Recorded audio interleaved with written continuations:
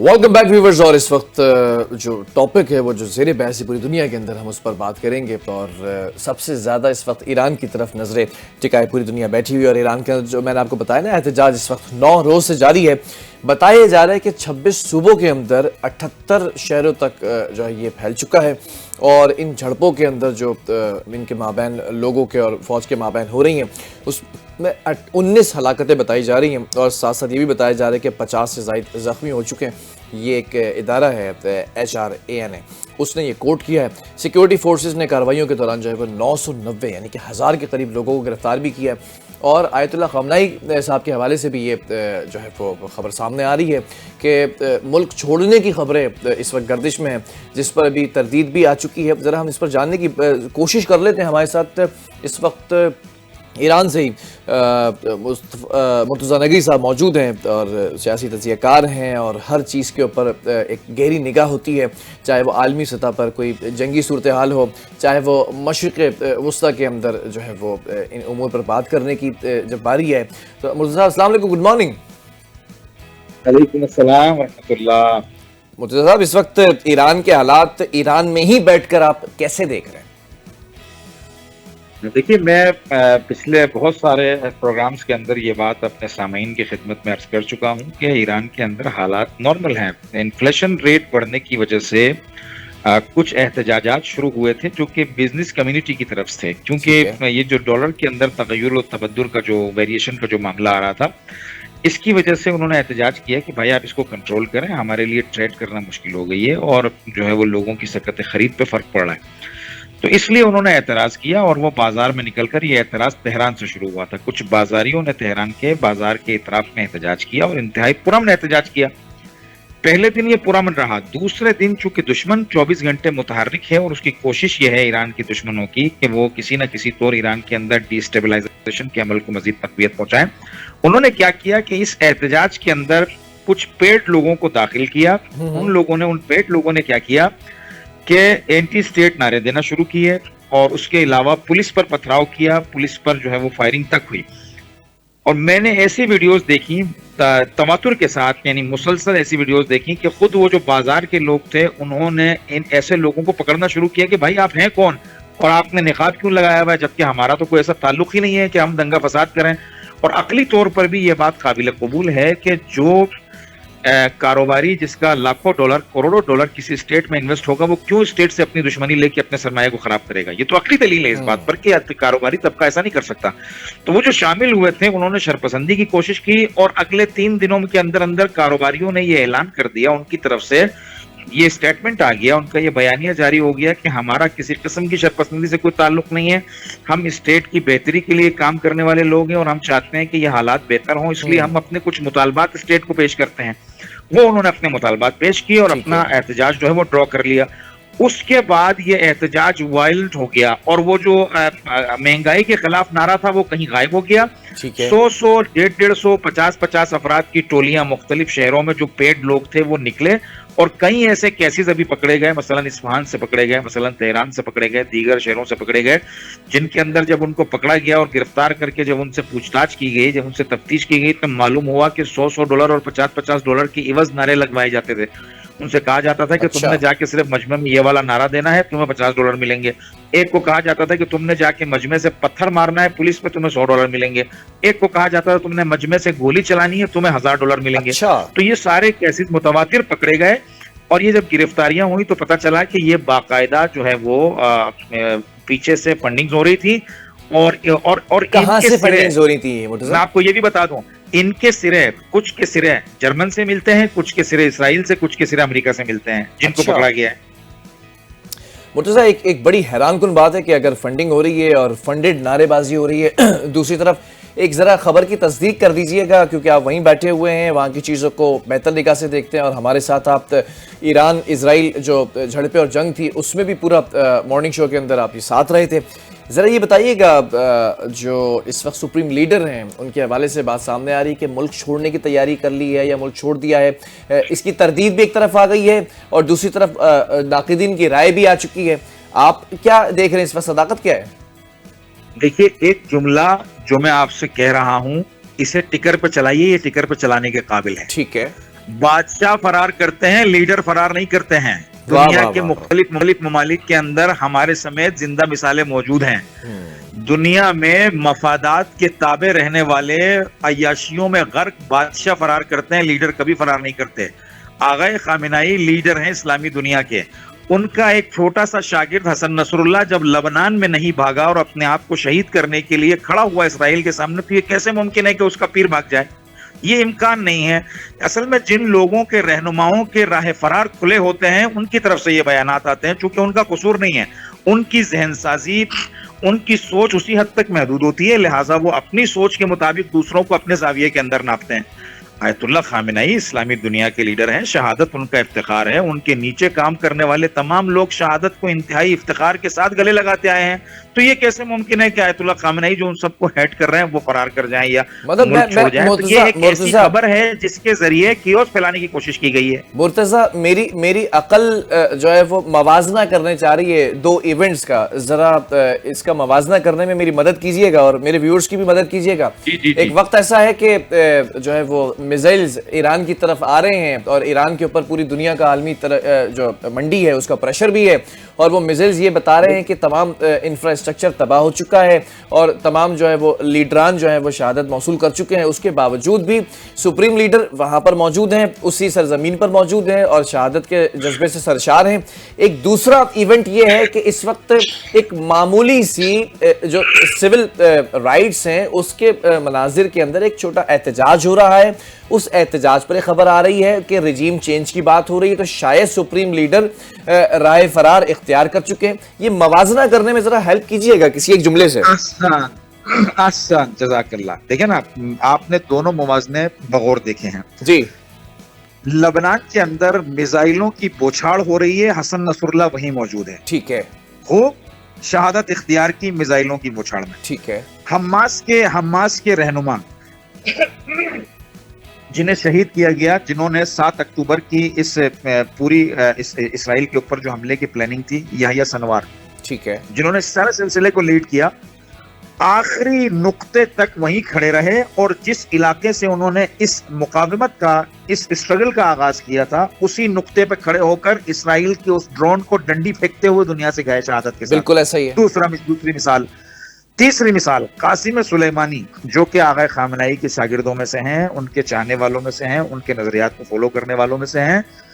America के सामने खड़े रहे, दाइश को मुंह देते रहे, पूरी दाइश का इस इलाके से कलाकमा किया और अमेरिका की थ्रेट्स के बावजूद खुलेआम घूमते रहे और इसी तरह से आखिरी नुक्ते पर इराक में शहादत के साथ इस दुनिया से गुजर गए। तीसरी मिसाल। चौथी मिसाल, जब इसराइल ने धमकी दी कि अगर हमने खामेनेई साहब को देखा और नमाज पढ़ाई और फला फला किया तो हम उनको टारगेट करेंगे, नमाज जुमा खामेनेई साहब ने खुल के पढ़ाई। बिल्कुल, 3 घंटे तक खुले आसमान के नीचे रहे, 3 घंटे गालिबन जी।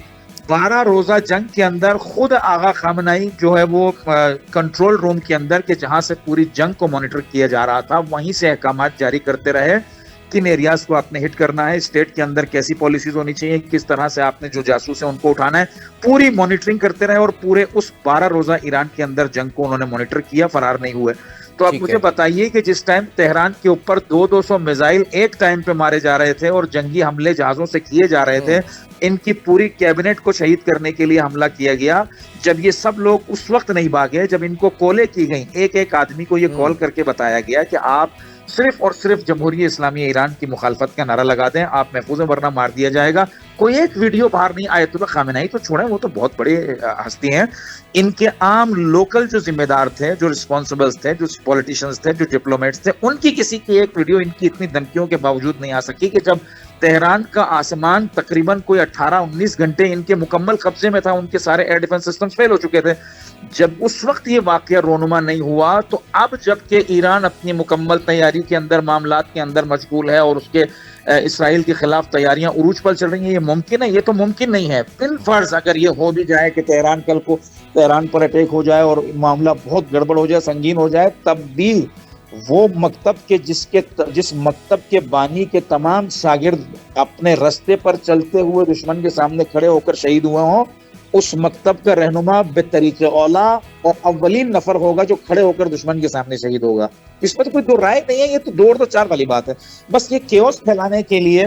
और पाकिस्तान में देखिए, ये सिर्फ ARY का काम नहीं है, पाकिस्तान के अंदर एक बाकायदा ग्रुप ऐसा मुनज़्ज़म बनाया गया है, एक तकफीरी ऐसा ग्रुप बनाया गया है जो सिर्फ उसका काम सिर्फ यह है कि वो इस वक्त ईरान की किसी ना किसी तरह से हौसला शिकनी करे, ईरान की मुखालफत में खबरें चलाए। और वही ग्रुप आप देखिए इसराइल के खिलाफ एक न्यूज भी नहीं चलाएगा। इस्लाम का सबसे बड़ा दावेदार एक न्यूज इसराइल के खिलाफ नहीं है, ईरान के खिलाफ न्यूज पे न्यूज, न्यूज पे न्यूज, न्यूज पे न्यूज। बस मालूम यह हुआ कि इसराइल जो तय कर रहा है मीडिया से अपने चेहरे की तत्हीर और ईरान के चेहरे की तकजीब के लिए, उस प्रोसेस के ये सारे हिस्सेदार हैं जो ये खबरें चला रहे हैं और जो ये मामलात कर रहे हैं, जो ऑथेंटिकेशन के बगैर। मैंने कल भी ये जुमला कहा है और आज भी कह रहा हूं कि ईरान कोई 70,000 मील के फासले पर नहीं है पाकिस्तान से, या ऐसा नहीं है कि ईरान में कोई पाकिस्तानी मौजूद ही ना हो या कोई ईरानी पाकिस्तान में मौजूद ना हो जिससे आप कंफर्मेशन ना ले सकते हो। बस इसका माना यह है कि इसराइल जो खर्चा कर रहा है उसके बराह रास्त असरात भी मुरत्तब हो रहे हैं। ठीक है, मैं जरा एक सवाल की तरफ आऊंगा, लेकिन मैं एक जुमला यहाँ पर अदा करना चाहूंगा क्योंकि मामला बहुत ज्यादा संगीनियत इख्तियार कर चुका है। जब शहादत बट रही थी ईरान के आसमानों पर, तब भी सुप्रीम लीडर ने इंतजार किया शहादत का, और जब अभी बट ही नहीं रही है तो अब राय फरार कैसे हो सकता है? आसान, क्या बात है, बहुत अच्छा जुमला, बहुत अच्छा जुमला। मैं अगले जुमले की तरफ आ जाता हूं। ये आपका बहुत अच्छा जुमला है। बहुत शुक्रिया। मैं अगली तरफ आ जाता हूं। जरा रजा पहलवी के ट्वीट पर जरा गुफ्तगू करें ना, ये मामला क्या हुआ है, ये क्लैरिफिकेशन हुई है, ये कोई और एक कट्टा खुल गया है? ये रजा पहलवी देखें, इस वक्त इसराइल और अमेरिका का ऐसा नाकिस मोहरा है जिसे बार बार आगे लाकर पेश किया जा रहा है कि ये ईरान के मुस्तकबिल का लीडर होगा, जबकि ईरान के अंदर जो आज़ाद ख्याल लोग हैं वो भी इस बात से मुत्तफिक हैं कि हाँ, अच्छा ईरानियों की एक बात आप नोट रखिए, मैं बेउनवान पाकिस्तानी यहाँ तक जितना समझ पाया हूँ ये शदीद कौम परस्त हैं। इनके अंदर 1,00,000 इख्तलाफात सही, लेकिन ये किसी दूसरे को अपने ऊपर हावी हो, किसी दूसरे को अपने ऊपर हावी होना बर्दाश्त नहीं कर सकते। और यही वजह है कि ईरान के अंदर गाहे बगाहे जो कॉलोनियल पावर्स हैं उनके खिलाफ इनकलाब आते रहे हैं, उनके खिलाफ मुजाहिमतें होती रही हैं। रजा पहलवी हर ईरानी जानता है, सिवाय चंद पेड लोगों के, कि जैसे मैंने आपसे जिक्र किया कि मोहल्ले के अराजिलो अबाश लड़कों को 50-100 डॉलर की एवज जो काम लिए जाते हैं, उनके अलावा ईरान का हर बाशूर आदमी ये जानता है कि रजा पहलवी इसराइल और अमेरिका का मोहरा है। ये अगर आकर यहाँ ईरान पर हुकूमत करेगा या इसको हम पर मुसल्लत किया जाएगा तो माँ सिवाय हमारे वसाइल और हमारी जमीन की तकसीम के कोई फायदा ईरान को हासिल नहीं होगा। इसीलिए रजा पहलवी के बयानात के ऊपर रजा पहलवी हर सुबह जब जागता है तो उसका पहला यही बयान होता है कि लोग निकलें, लोग निकलें, लोग निकलें, इस रिजिम के खिलाफ बाहर निकलें, एहतजाज करें, फला फला। कोई नहीं निकलता है। ठीक है, इसके बयान के ऊपर कोई नहीं निकलता है। लोगों ने तो पाकिस्तान के अंदर भी बहुत सारे लोगों को किया है कि इसका काम ही सिर्फ यही रह गया। पाकिस्तान में भी बहुत सारे लोगों ने बयान दिए, निकालने की कोशिश की एक अलग कैंपेन के थ्रू, लेकिन नहीं निकल सके। जरा मुझे ये बताइएगा मुर्तज़ा, अब जरा इस हल की तरफ आ जाते हैं, सोल्यूशन की तरफ। अगर ये एक मामूली से एक एहतजाज है और महंगाई पर और इनस्टेबिलिटी के ऊपर कोई हुकूमत की तरफ से कोई फ्लेक्सिबिलिटी दिखाई जा रही है, क्योंकि यूथ सबसे ज़्यादा इस वक्त इन्वॉल्व हो चुकी है और इसको ज़रा ज़्यादा जो है वो टारगेट किया जा रहा है, हुकूमत की पॉलिसी क्या नज़र आ रही है आपको? देखिए बिलाल भाई, मैं हुकूमत की पॉलिसी तो आपको बताता हूँ, एक चीज़ की क्लैरिफिकेशन ले लीजिएगा जो समझने की ज़रूरत है। पाकिस्तान में किसी स्टेट के खिलाफ अगर उसी स्टेट की जबान के अंदर 50 से 60 सैटेलाइट चैनल फाल हो, उनका काम सुबह शाम उस स्टेट के लोगों की ब्रेन वॉशिंग करना हो। पाकिस्तान में भी आपने देखा ना सोशल मीडिया का ट्रेंड कितना इन्फ्लुएंस रखता है जी, बिल्कुल लोगों के अज़हान को तब्दील करने में। फिर तो यहाँ बाकायदा चैनल 50 से 60 फारसी में चैनल्स बनाए गए हैं, कई चैनल्स इसराइल की तरफ से, कई अमेरिका की तरफ से, कई यूके की तरफ से, कई यूरोप के दीगर ममालिक की तरफ से, कई तो माशाल्लाह गल्फ के अंदर भी कुछ स्टेट चला रहे हैं। ठीक है, उनका काम सिर्फ ये है कि ईरानियों को ईरान के अंदर अगर कोई पत्ता भी हिल जाए तो उस पत्ते को एक बड़ा तनावर दरख्त बनाकर उनके खिलाफ करके दिखाया जाए। ठीक है, 50 से 60 सोशल मीडिया पर तो बेबहा, आप फेसबुक खोलिए और थोड़ी देर सर्च कीजिए जो शाह ईरान के पेजेस हैं या इसराइल के पेजेस हैं, आपको तकरीबन कोई 1.5-2 लाख से ज्यादा पेजेस मिलेंगे जो सुबह शाम यही काम कर रहे हैं। लोगों की ज़हन साजी, लोगों की ब्रेन वॉशिंग। ऐसे माहौल के अंदर वो लौंडा, वो नौजवान के जिसने इनकलाब देखा ही ना हो, जिसने इनकलाब की कहानी ना सुनी हो, जिसको कुर्बानियों का मालूम ही ना हो, जिसका मतमे नजर सिर्फ $40-50 हो, तो वो बेरोजगार बंदा हो। बेरोजगार से मुराद ये है कि लावाबाली किस्म का आदमी को काम करना नहीं है, मुफ्त में खाना है, और ऐसे ऐसे लोग जो हर जगह होते हैं।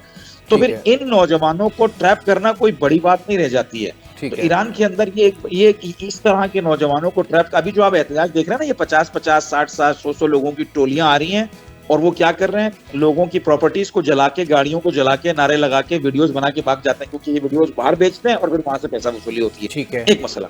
अच्छा, गवर्नमेंट जो इकदाम कर रही है, देखें यहाँ जो सबसे बड़ा मसला पेश आया, ये पाकिस्तान में हमारे बहुत सारे जो एनालिस्ट हैं उनको इस बात का अंदाजा ही नहीं है कि ये बुनियादी वजह क्या बनी इसकी। ठीक है, हाँ, जरा इसको एक्सप्लेन कर दें आप। देखें, असल वजह यह है, ईरान में जो डॉलर का सिलसिला था, वो बहुत सारी कंपनियों को ईरानी गवर्नमेंट डॉलर डिस्काउंट में देती थी, ठीक क्योंकि है। ये अपने लोगों को मुख्तलिफ प्रोडक्ट्स के ऊपर डिस्काउंट देते हैं। मिसाल के तौर पे आटा हो गया, मिसाल के तौर पे मैकरोनी हो गई, तेल हो गया, या दीगर इस तरह की बहुत सारी चीजें जिन पे गवर्नमेंट ने डिस्काउंट रखा हुआ है।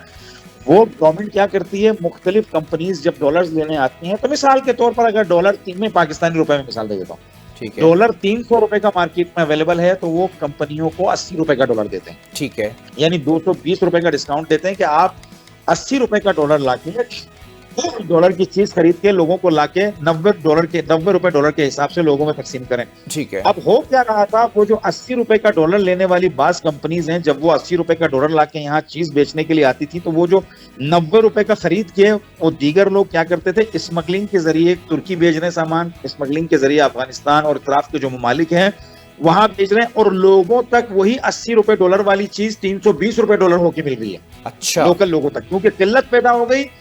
तो गवर्नमेंट जो डायरेक्ट डिस्काउंट दे रही थी, उसका फायदा लोगों को नहीं हो रहा था।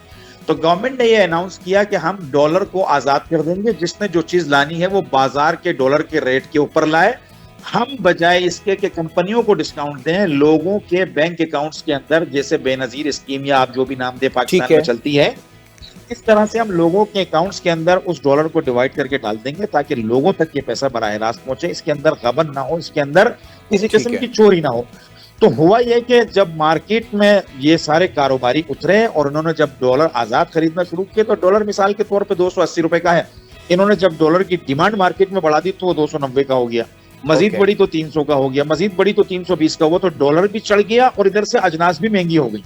ठीक है। तो और जो गवर्नमेंट ने प्लानिंग बनाई थी कि हम जो है वो लोगों के अकाउंट तक पैसे भेजेंगे, वो काम लाजमी बात है 4-6 महीने लगते हैं, उसमें 8 महीने साल लगता है कि लोगों का डेटा कलेक्ट किया जाए, उनका हिसाब किताब किया जाए, किसको कितने बेचने हैं, ये सारा एक प्रोसेस है।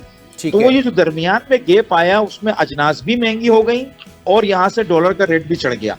तो वहां फिर कारोबारियों ने एहतजाज किया कि लोगों की कुव्वत खरीद पे भी असर पड़ रहा है, और डॉलर के मुसलसल तगय्युर की वजह से, डॉलर के रेट में वेरिएशन की वजह से, हम लोगों को जो इंस्टॉलमेंट पे चीजें दिया करते थे, उनके कस्टमर बनते थे, बोला हम वो भी नहीं दे पा रहे हैं। तो हमारे लिए कारोबार मुश्किल हो गया है, हम किस रेट पे लाएं और किस रेट पे बेचें ये तय ही नहीं हो रहा है। मसलन 200 रुपए की हम एक चीज खरीदते हैं, यहाँ लाते हैं डॉलर 300 तक हो जाता है, फिर हमको वो 350 में बेचनी पड़ती है, और 350 में को खरीदता नहीं है। और अगर हम 200 की खरीद के 250 की बेचें, तो हम 350 का दोबारा कैसे ये तो बड़ा अच्छा आपने एक्सप्लेन कर दिया पूरा, कि जिसकी वजह से ये केओस जो है बरपा हुआ। ठीक है, आपने बड़ा अच्छा एक्सप्लेन कर दिया। अब हुकूमत इसको कैटर कैसे करेगी, हुकूमत इस चीज को रोकेगी कैसे? क्या कोई पॉलिसी अभी वाजे हुई है या कोई पकड़ धकड़ शुरू हुई है? देखें, वो तो कारोबारियों ने तो जब ये एहतजाज पुरतसद्दुद एहतजाज में तब्दील हुआ, तो कारोबारियों ने 203 दिन के अंदर अंदर अपने हाथ उठा लिए। और हमारे चौधरी ट्रंप की तरफ से जब ये बयान आया कि अमेरिका मुसलसल ईरान पर निगाह किए हुए है, अगर किसी किस्म का कोई मामला ख़राब हुआ और कोई जुल्म तशद्दुद की कोशिश की गई मुजाहिरीन के ऊपर, तो हम डायरेक्ट ईरान के खिलाफ मैदान में आएंगे। तो ये बात ईरान की लोकल आवाम पर भी, इनकी मिलिट्री के ऊपर भी और इनके डिप्लोमेट्स के ऊपर भी वाजे हो गई कि इनके पीछे जो ये वावेला कर रहे हैं और इस वक्त लोगों के प्रॉपर्टीज को जला रहे हैं, इनके पीछे अमेरिका खड़ा हुआ है। तो ये बात लोगों को समझने में आसानी हो गई, और गवर्नमेंट को ये बात लोगों को समझाने में भी आई है। ये आपको बताइए, ट्रंप का बड़ा एहसान हुआ ईरान के ऊपर कि उसने सही मौके पे बयान दे दिया और क्लैरिफिकेशन हो गई कि ये तशद्दुद करने वाले लोग हैं, इनका किसी किस्म की महंगाई से कोई ताल्लुक नहीं है, और ये अब नारा लगा रहे हैं आज़ादी आज़ादी, फला मुर्दाबाद, जिमका मुर्दाबाद, जो है ना वो लोगों की प्रॉपर्टी जलाना, तो इसका तो आज़ादी से, इसका तो महंगाई से कोई ताल्लुक नहीं है इस तरह के अमाल का। तो ये सारा मामला क्लियर हो गया, और अब अल्हम्दुलिल्लाह इनको जो लोग शरीक थे, अब उनकी गिरफ्तारी का और उनसे पूछताछ का प्रोसेस जारी है। और दूसरे नंबर पे गवर्नमेंट ने ये किया कि वो जो लोगों के अकाउंट्स में डॉलर को जो डालना था, इन्होंने इनकी करेंसी में चेंज करके जो उन्होंने कारोबारियों को आज़ाद डॉलर लेने का ऑर्डर दे दिया है। उसके बदले वो जो डॉलर बचता है उसको लोकल लोगों के अकाउंट्स में डालना था, उस प्रोसेस को तेज कर दिया। और इन्होंने ऐलान किया कि अगले 20 दिन के अंदर से 20 दिन के अंदर अंदर लोगों के अकाउंट्स के अंदर ये पैसा आना शुरू हो जाएगा हर महीने। ठीक है, वेरी गुड। अच्छा, एक आखिर सवाल यहाँ पर ये भी करना चाहूँगा मैं कि इस वक्त रिजीम चेंज की एक फ़ज़ा कायम हुई हुई है दुनिया भर के अंदर। अगर तेल निकालने वाले सबसे बड़े ज़खायर जहाँ पर ममालिक में मौजूद हैं, वेनेजुएला, वो आपने देखा कि किस तरह से सदर को उठाकर गिरफ्तार किया गया। एंटोनियो गुतेरेस जो हैं यूनाइटेड नेशंस के, उन्होंने भी इसकी मजम्मत की और कहा कि ये नहीं होनी चाहिए, सुवरेनिटी को पामाल नहीं होना चाहिए। दूसरी तरफ हम देखते हैं कि दूसरे नंबर पर ईरान है और तीसरे नंबर पर सऊदीया। दूसरे नंबर पर जो ईरान है, तो ईरान के अंदर भी एक हवा देने की कोशिश गई। तो लग रहा है क्या नोबेल प्राइज़ के जो दावेदार थे उन्होंने 2026 का आगाज़ जंगों से ही कर दिया है? देखिए ना, ये सारा नोबेल प्राइज और ह्यूमन राइट्स और फला ये जितने भी राइट्स हैं, इनमें से कुछ भी राइट नहीं है, सब रॉन्ग है। इन्होंने ये सिर्फ अपने मफादात के लिए बनाए हैं। अगर ह्यूमन राइट्स का मसला होता तो जब अमेरिका के अंदर एहतजाजात हो रहे थे तो ट्रंप ने तो उनको गालियां तक दी, फहाशी तक इस्तेमाल की जो एहतजाजात कर रहे थे उनके खिलाफ, और पुलिस से कहा कि इनके खिलाफ शदीद क्रैकडाउन करो, उठा के अंदर डालो, फला करो। फलस्तीन के लिए जो लोग निकल रहे थे मिलियंस के अंदर, उनमें से कईयों को यूनिवर्सिटी से निकाल दिया, कईयों की नौकरियां फारिग कर दी, कईयों को उठा के उनको जेल में डाल दिया, अभी तक वो जेल के अंदर हैं।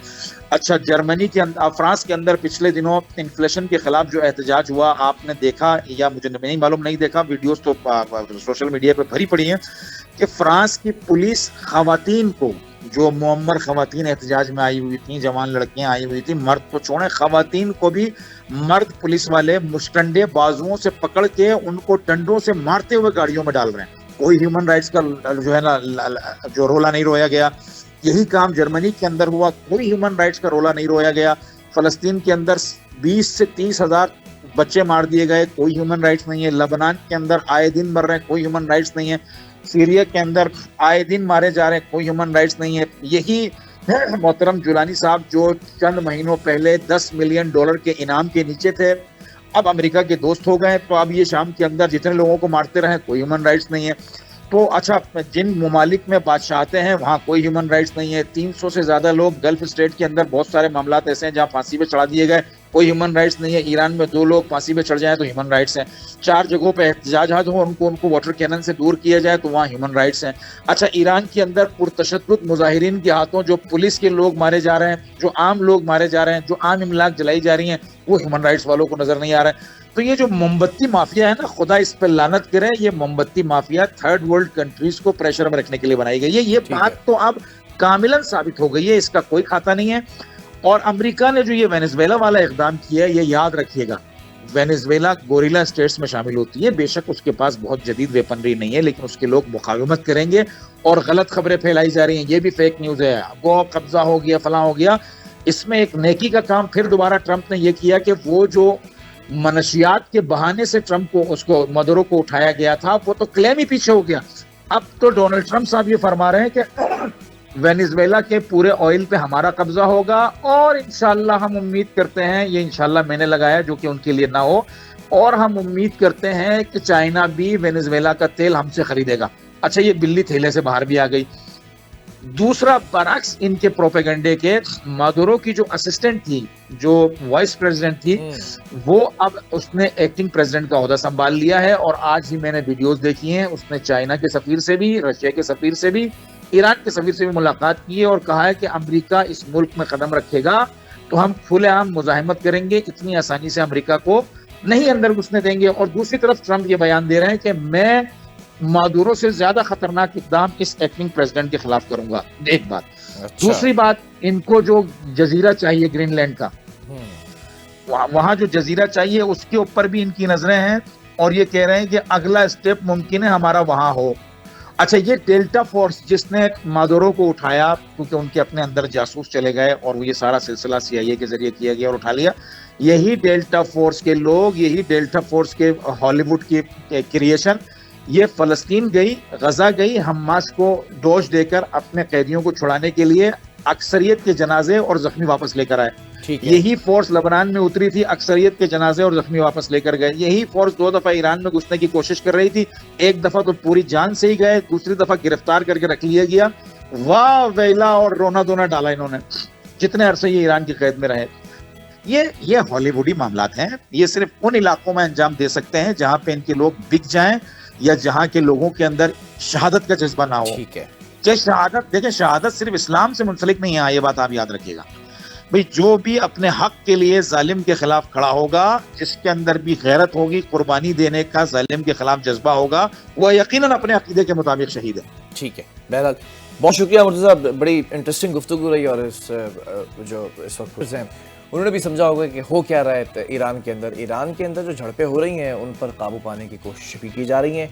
हुकूमती पॉलिसी भी वाज़ेह हो गई है, जो डॉलर का बैलेंस है वो बरकरार रखने के लिए बताया गया है कि अब अकाउंट्स के अंदर लोगों तक ये मुंतकिल कर दिए जाएंगे। और ये जो ख़बरें हैं ना कि जो सुप्रीम लीडर जो मुल्क छोड़ने की बातें हैं वो भी तरदीद कर चुकी हैं कि वो वहाँ पर हैं। बहरहाल प्रोग्राम का वक्त ख़त्म हो चुका है, तो कल फिर हाजिर होंगे एक अच्छे से टॉपिक के साथ। अपना ख्याल रखिएगा। अल्लाह हाफ़िज़।